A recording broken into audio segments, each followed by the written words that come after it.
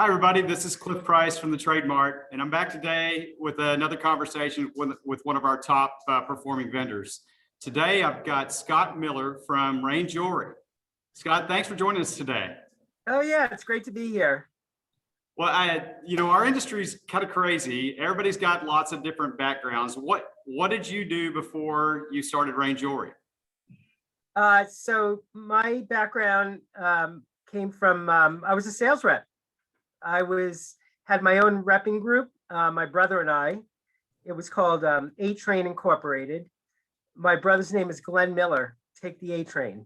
Okay. And he recruited me. He's 6 years older. And he had hooked up with a fellow in California who was finding all these great companies that were working out of their garages, making hand-painted clown face masks and sterling silver jewelry and antique embroidery brooches and all kinds of real funky, boutique-y, cool stuff from it was the late 70s. And so my brother recruited me to join him and become a sales rep. And we both started doing, shows together, and he went south and I went north, and we would come together on weekends and hang out and talk about our adventures on the road all week. And we had some great stories, and that's how I started. And then I transitioned into being a wholesaler. So what made you just make the decision to jump from a sales rep to being a manufacturer? Well, I think it was a few things. I find I'm a creative person, and I was looking for a little bit more of a challenge. And I love to sell, and I love talking to customers. And people tell you what they want. They have certain needs, and you show them what you have, and they say, what I would really like is, So I started sourcing out products that people were asking for. And my first company was a silver company called Native Sun Silver. Okay. And my brother had actually quit repping and become his own wholesaler and started his own company called Milk and Honey. And I started to go visit him in New Mexico. And he took me on a trip to Gallup, which is where all the Indian reservations are. All right. And that's all it took for me to get into the, Native American Indian jewelry business. And I started with that and transitioned into some other things. Yeah. And then I would say after doing that for a while, I saw a need for this fashion look that obviously we're doing now, where we ended up. And what had happened with fashion jewelry back then was the designs started improving. They started bringing in real designers that started emulating, real designer like John Hardy and David Yurman. And, you started seeing a lot more designer inspired looks. And then the quality of the jewelry kept getting better. They started perfecting the finishes. They're doing these wonderful antique finishes and burnished metals and shiny silver finishes that look just like sterling silver. And every time I would go to the market and look at these samples, I'd say to myself, this is amazing. This stuff is great. And so I transitioned into doing fashion jewelry at that point. And at the same time, I continued to rep my other lines. Okay. Had your little side deal going to kind of transition. Exactly. I used the cash flow for inventory. Day one, huh? Exactly.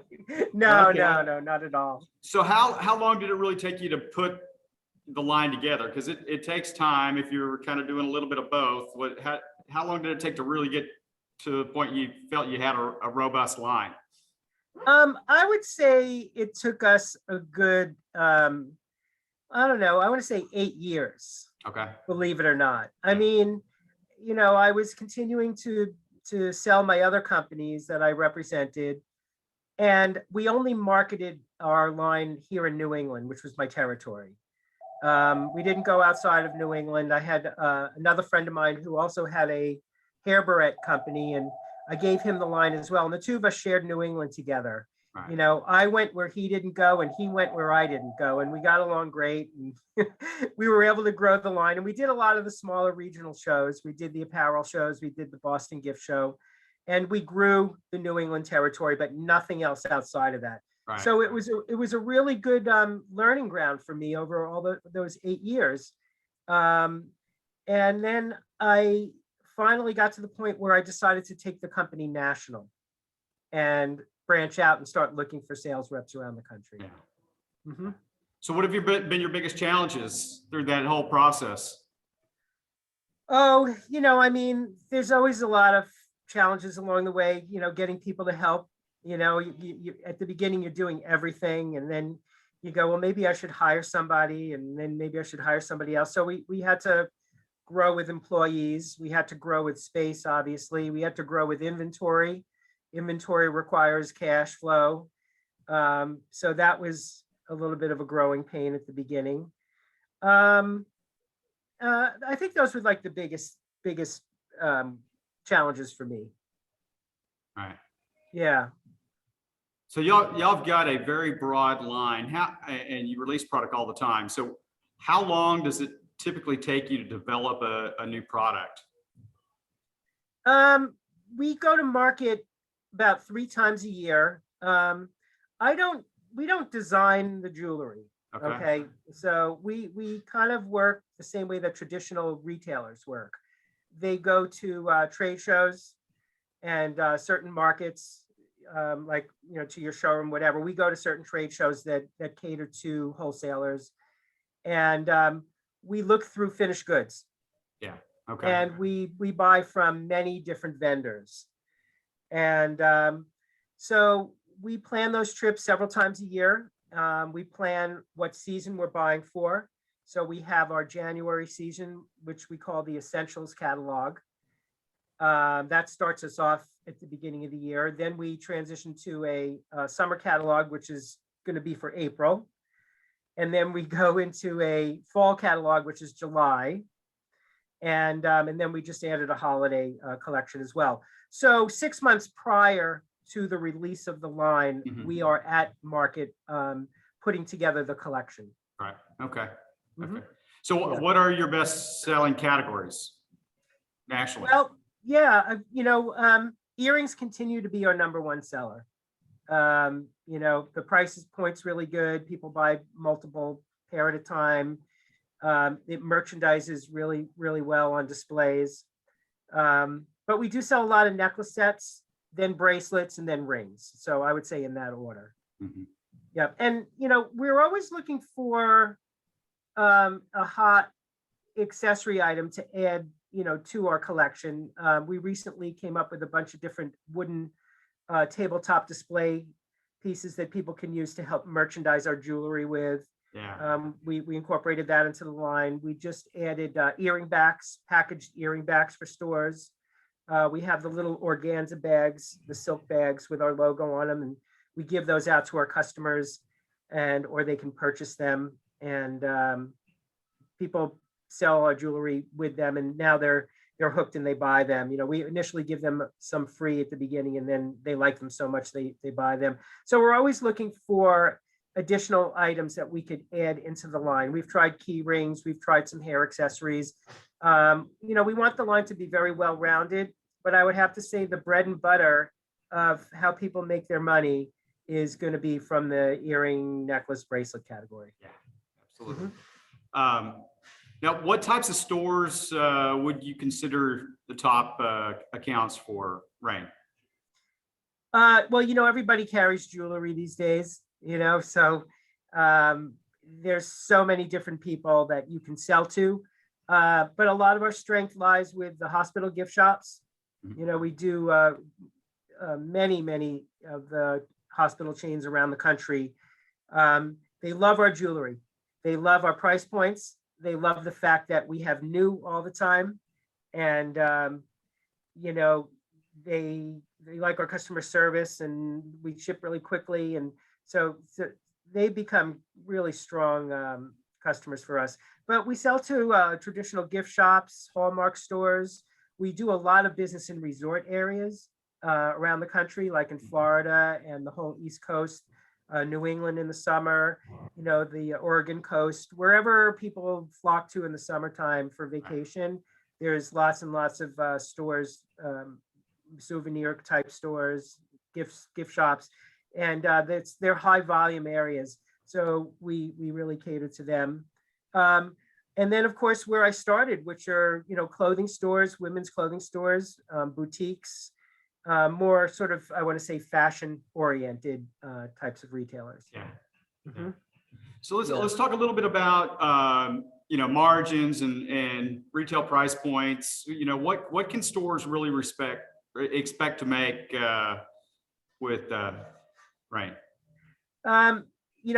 Minimally, we suggest 2.5 markup. But, we've seen stores go to 3.5 and 4.5. I'll give you an example for the earrings. Okay, the average earring price point's $4.50 wholesale. Our suggested retail is $14.99.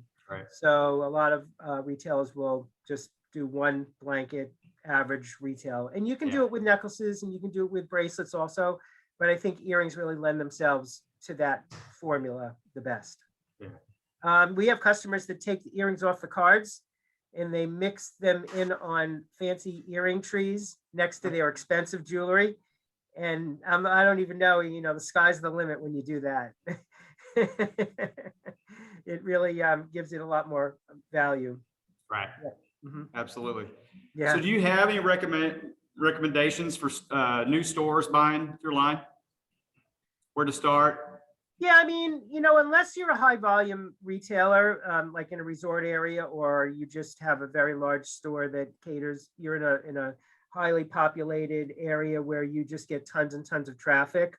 Our traditional stores are mom and pop shops that have a local following. And we like to get them started small. We'd like to see them start out maybe with a small earring display and maybe a few bracelet bars. And we have a really nice necklace display unit that we do. Let them get a taste for the different categories that we do to see what is going to do the best for them. And once they, experience the line a few times, experience us as a vendor that ships on time, ships complete, has a great catalog for reordering, they tend to flock right back to us again to see what else we have and then expand on that and grow and hopefully become a good customer. Yeah. Yeah. Now, one of the things that we've noticed about your line is you always ship. And really, over the last year, it's been challenging for a lot of vendors, keeping inventory. And can we talk a little about how it works with your line? Well, you talked about challenges a little bit earlier, and I would say like some of our big challenges right now are we've kind of spoiled everybody because our policy has been we ship in a day, maybe 2 days. And, I got that from selling in areas in New England that, we do a big resort business here. And so that sort of became my policy was, oh yeah, I'll get you your order tomorrow. And I kind of, put myself out there when I told people that. And then when we went national, our volume went way up, but we continued to be able to push the orders out the door, really quickly. So we try to stand by that. We have the merchandise here. We have the manpower to pull the orders and to ship the orders. So that's, one of the things that we really work hard at. As far as the inventory that you're talking about, it's the hard part for me is not getting the inventory. It's keeping up with the things that we sell the most of. Right. What tends to happen is, we'll put out a collection of merchandise for a season and we get runaway items every time. Yeah. And, I do a blanket buy when I first start because I don't know what's going to sell the best. And all of a sudden, you just get cleaned out of certain styles and other styles, they don't sell as quickly. So you maintain your inventory. So we're working really, really hard to try to maintain our best sellers. And I think that that's the inventory challenge. It's not getting the goods from China, which is where most of our merchandise comes from. There are some challenges now. You're not seeing much air freight happening from China. So everything gets put on a boat, and that takes 70 days from the time that it's finished being manufactured. But, I'm working really hard at keeping the inventory in stock. That's the key right now. So nobody wants to write orders that you can't ship, right? Yeah, well, you touched on it earlier. There's a lot of competition out there. What really differentiates your product and your line from your competitors? I think the playing field is actually shrinking because of the pandemic and the challenge that it's been for a lot of companies to stay afloat. For us, I always look forward. I never look behind. We have a really good business model. We have new product all the time. And that's something that I learned when I was a sales rep. You'd walk into a store and go to show your products, and they'd say, well, what do you have new? And you'd kind of fumble around and your head would start spinning and you'd try to think about, what lines do I have new product from? And then you'd flipping through the catalogs and your samples and trying to come up with show them something new to get them excited. So I really learned from that. So we do three big releases of new product a year, right, which means that by the time a customer gets merchandise in their store and they get a turn out of it and they're ready to reorder, there's probably going to be a new catalog out with all brand new product, and they could just reorder that and the rack will look brand new again. Or because the line is so big, they only bought a fraction of, what we do. Right. So there's plenty of room for them to add new in from their original order from, merchandise that they just never bought the first time around. So I think that's that the whole concept of having the 3 releases a year is really big. I mean, that's one of the things that we've seen that stores have really enjoyed about Rain is, each time we go in, we can give them a completely new look to keep it fresh. And, especially with fashion, that's just so critically important. As you said, no one wants your old stuff. It's what is new. And exactly. If you keep that new product flowing, you've got something. Yeah. So, the new product thing, obviously our customer service is fantastic. And, we know that because we get feedback from people. They say, we love working with Rain. When we have a problem, we call there and they take care of it right away. We're straight shooters. We tell it like it is. They like, we do 3 catalogs plus a holiday catalog. That's 4 catalogs a year. We have a great website, which, by the way, we're rebuilding and we're going to launch our brand new website. We started a year ago this month. Hopefully by the end of the month, that'll be ready to go. We're at all the shows. We're in your showroom. You're one of the best showrooms in the Dallas area, right? So we have great reps. We have great organizations that we work with that really work hard and get out there and sell our products. So it's easy to see our products, either at a show, online, through a catalog. There's just lots of ways that you can get to us. And then our product's great. I learned a lot, again, being a rep, of what sells and what customers are looking for. And I have a great buyer that I work with here at Rain. And the 2 of us go to market. We've been going to market together for 15 years, buying new products. And we really have a clear understanding of who we are, what sells, and what customers like and what they're looking for, and what value means. Putting a piece of jewelry in the store and being able to get some nice margin on it and sell it and turn it many times. In our line, which is gigantic, by the end of the year, there'll be 3,000 SKUs in the line. I don't know, probably the percentage of top selling items, things that just blow out of the store, is probably 25%. Just really, really solid, high volume selling pieces. Mm-hmm. Well, on the subject of new, and I know you've got a new catalog coming. What are you seeing in new trends? Because that's what we all want to know, right? What's coming? Well, I mean, we're not really a trendy line per se, although we kind of fake it, by showing, a little bit of a representation of what the trends are. So if color's big, we have color in the line. If metals are big, we have metal in the line. If patina is big, we have a nice selection of patina in the line.